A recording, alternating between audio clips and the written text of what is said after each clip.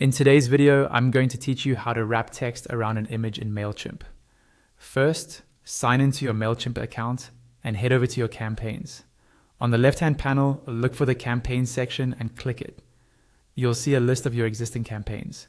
Find the campaign where you want to wrap text around an image.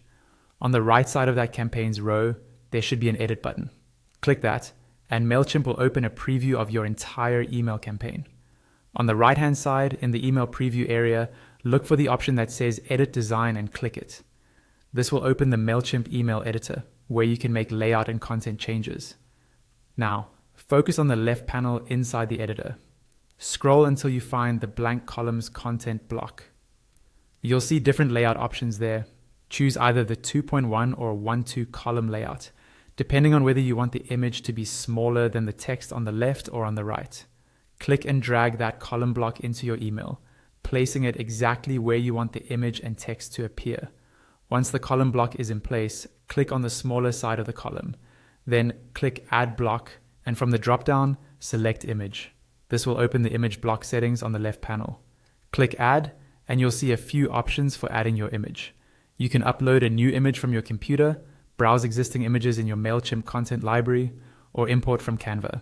For this example, choose Browse Images. A pop-up window will appear showing your saved images.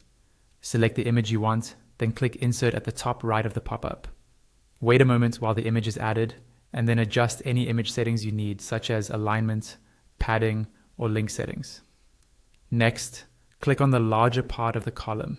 Again, click Add Block, and from the drop-down, choose either paragraph or heading, depending on the style of text you want. Type or paste the text that you want to appear beside the image.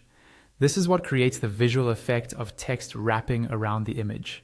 You can then customize the text settings such as font, size, color, and alignment so that it matches the rest of your email design. When you're happy with how everything looks, go to the top right of the editor and click Save and Exit.